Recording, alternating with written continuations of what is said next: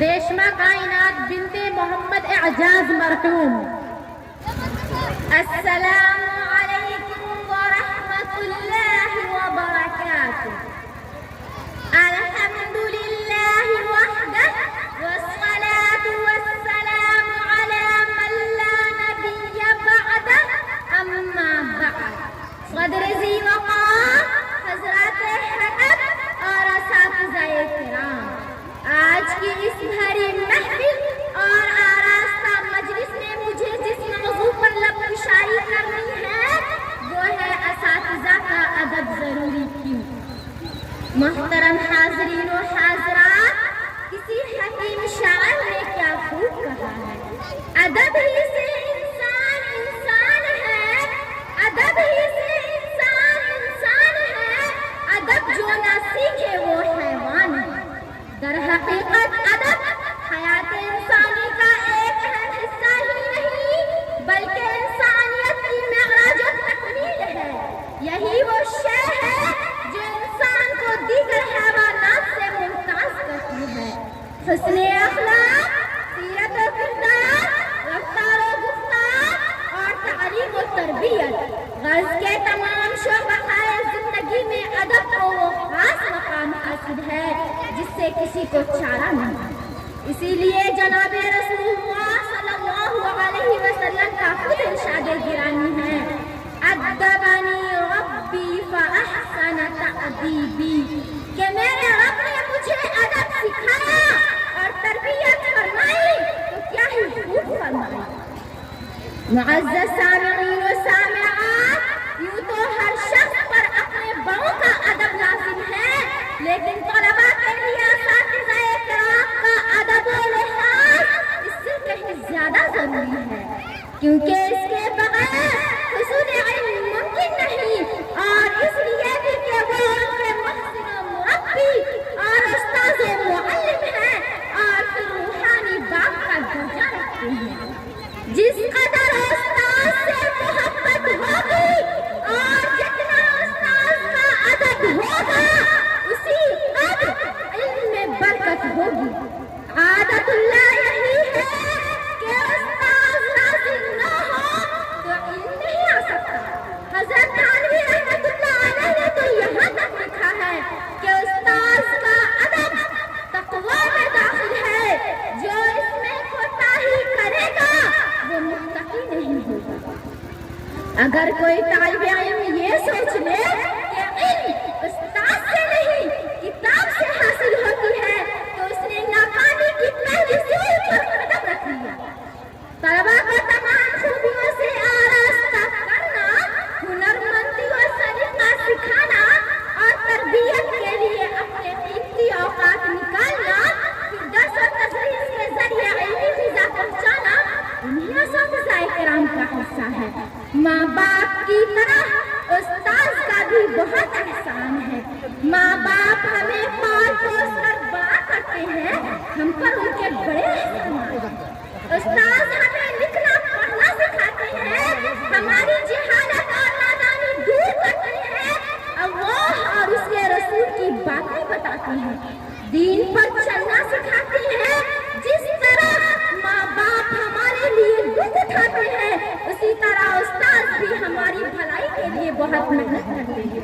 ہم پر استاذ کے بڑے احسانات ہیں، اگر ان کی مہربانی نہ ہوتی تو ہم جاہل رہ جاتے، نہ دین کی باتیں جانتے اور نہ سیدھی راہ پاتے۔ اسی لیے ماں باپ کی طرح استاذ کا بھی بہت احسان ماننا چاہیے۔ سکندر اعظم کا یہ قول انتہائی کارآمد ہے کہ میرے والدین نے مجھے زمین پر اتارا اور استاذ نے آسمان کی بلندی تک پہنچا دیا۔ ذرا آپ مجھے بتائیں، اگر اساتذہ کرام آداب زندگی سکھانا، صحیح راستہ دکھانا اور اپنے تجربات بتانا چھوڑ دیں تو کیا ہم خوشگوار زندگی گزار سکتے ہیں؟ اور کیا ہمیں حیات طیبہ مل سکتی ہے؟ ہرگز نہیں۔ استاذ ہی ہے جو پستی سے بلندی اور ذلت سے عزت عطا کرتا ہے، آج ثریا پر پہنچاتا ہے، نہ تراشیدہ پہ کرینے سے تراش کر قیمتی बाकमाल बना देता है, काम को इस्तेहकाम बख्शता है। मेरे इस्लामी भाइयों और बहनों, अब खुद ही इंसाफ फरमाए कि जब असातिज़ा की दुनिया में नायकी और शफ़क़त हमा वक्त हमारे साथ हैं, इनकी सारी हमदर्दियाँ हासिल हैं और जुमला मोहब्बतें मिल रही हैं, तो क्या हमारा ये फर्ज नहीं कि इन मुखलिसीन का अदब, ऐसे मुअल्लिमीन का लिहाज और ऐसे असातिज़ा का एहतराम अपने ऊपर लाज़िम जाने? क्या एहसानमंदी का ये तकाज़ा नहीं कि इनके साथ वफादारी करें? क्या जज्बा एहसानमंदी का मुतालबा नहीं कि हमारा क़ल्ब इनकी मोहब्बत से सरशार और दिल अज़मत से लबरेज हो? प्यारे साथियों, उस्ताद मुआशरे की सबसे काबिल कदर शख्सियत है, मगर दारे हाज़िर में इसके अदब और एहतराम को भुला दिया गया है।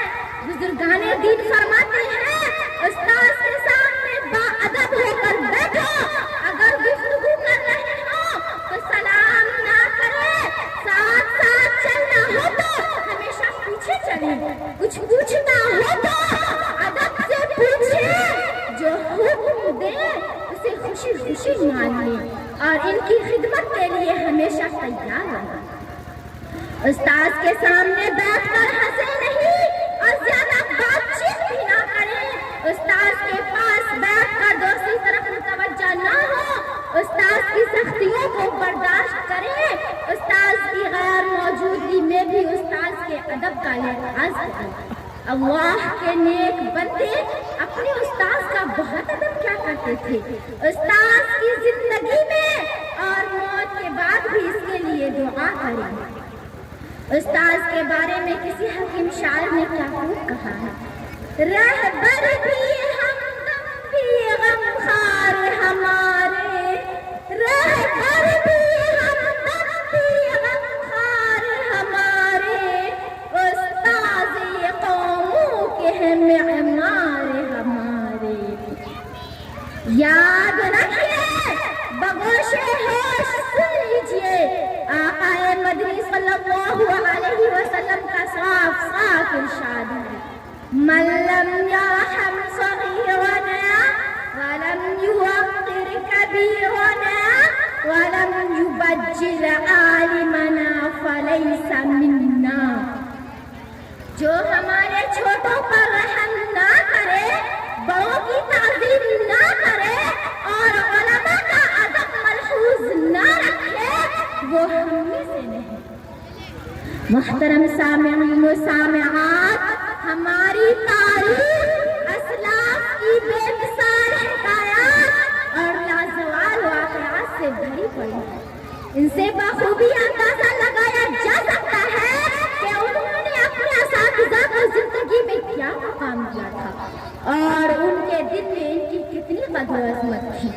एक उस्ताद लोहे को तपाकर कुंदर बनाता है, उस्ताद की अज़मत का अंदाजा इस बात से भी लगाया जा सकता है।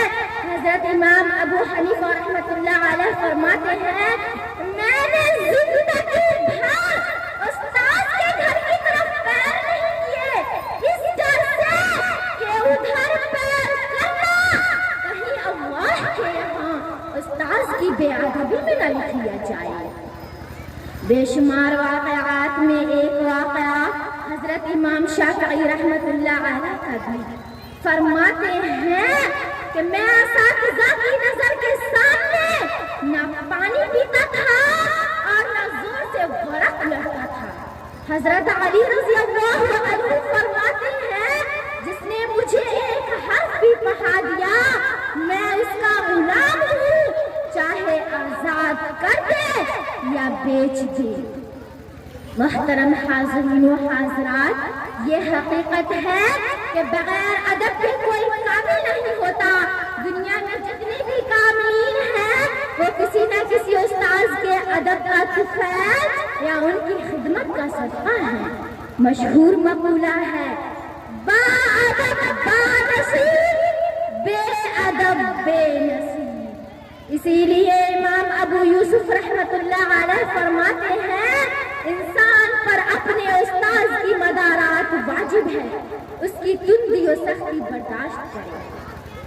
وقت کی تنگی کے پیش نظر اپنی تقریر ایک شعر پر ختم کر کے آپ سے جدا ہوتی ہوں۔